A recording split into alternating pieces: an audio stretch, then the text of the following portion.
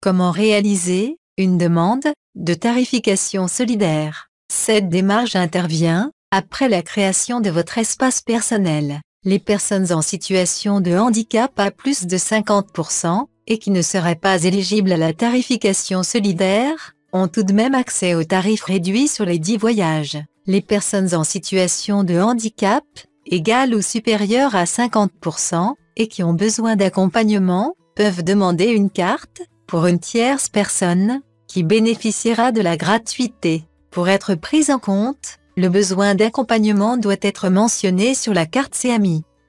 Les titulaires de la carte du combattant bénéficient de la gratuité des transports. Toutes ces démarches sont à effectuer via le site tarification-solidaire.bordeaux-métropole.fr. Pour la réalisation de votre demande, il vous sera demandé de fournir des justificatifs numérisés correspondant à la situation de votre foyer. Depuis votre navigateur Internet, ouvrez le site de la tarification solidaire. Depuis l'onglet Accueil, faites défiler votre écran jusqu'à la rubrique « Comment préparer mon inscription ». Cliquez sur Étapes importantes. À l'étape numéro 3, cliquez sur « Consultation » ici. La liste des justificatifs qui peuvent vous être demandés s'affiche. En cliquant sur la flèche en regard, vous saurez ce que le justificatif doit contenir et comment vous le procurer. Cliquez sur le bouton Retour ou sur le logo en haut à gauche pour revenir à la page d'accueil du site.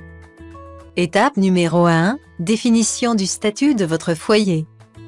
Connectez-vous à votre compte de tarification solidaire en cliquant sur le bouton « Accéder à mon compte » en haut de la page d'accueil. Entrez votre identifiant et votre mot de passe. Votre identifiant est soit votre adresse mail, soit votre numéro de téléphone portable, selon votre choix, lors de la demande de création de compte. Cliquez sur Se connecter. Sélectionnez la situation de votre foyer et suivre les indications en cochant les cases correspondantes.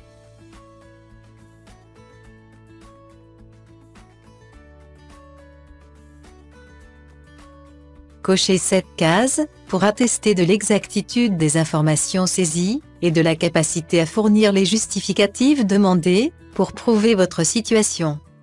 Cliquez sur Valider.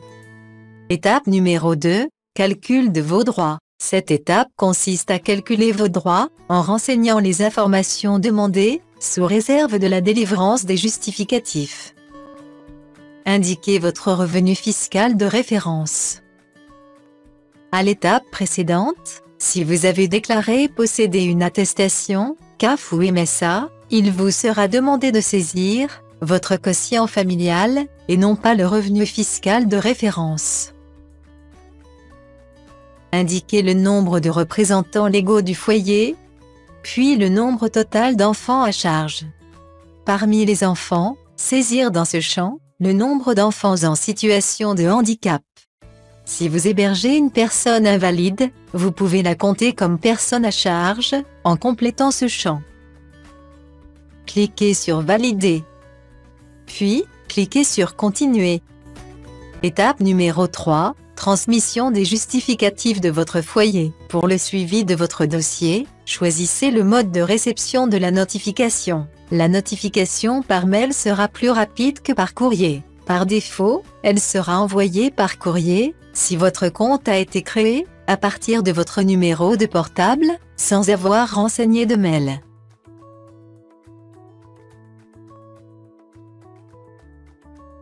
Cliquez sur Parcourir pour télécharger le document demandé.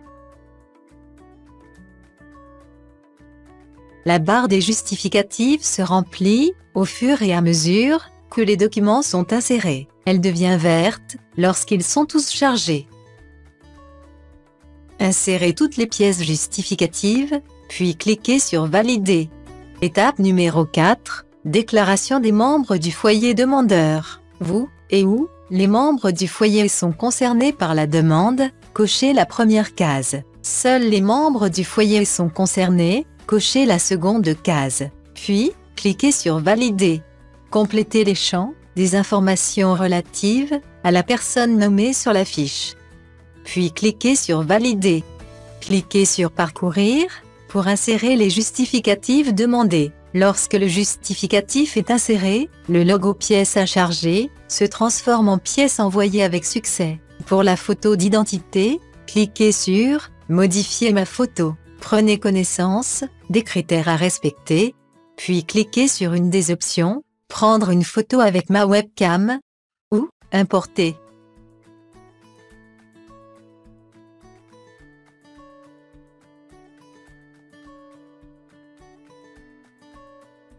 Une fois l'image téléchargée avec succès, cliquez sur Suivant. Recadrez la photo en déplaçant le cadre et/ou le curseur. Cliquez sur Appliquer pour obtenir un aperçu de la carte, visible à droite de la photo. Cliquez sur Suivant pour enregistrer la photo.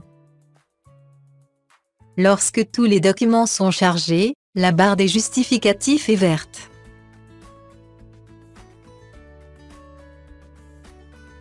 Cliquez sur Valider. Étape numéro 5. Finalisation de la demande. La page récapitulative, information du foyer, membre du foyer, s'affiche. Si vous devez déclarer un autre ayant droit, cliquez sur le bouton « Ajouter un membre de votre foyer ». Les étapes seront les mêmes que précédemment.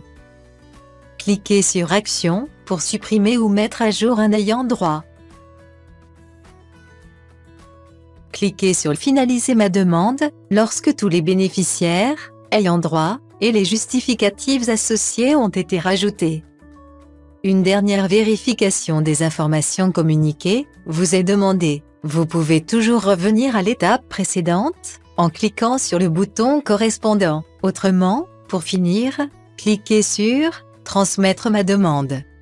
Votre dossier est validé, vous recevez un courrier ou un mail pour vous avertir de la démarche à suivre.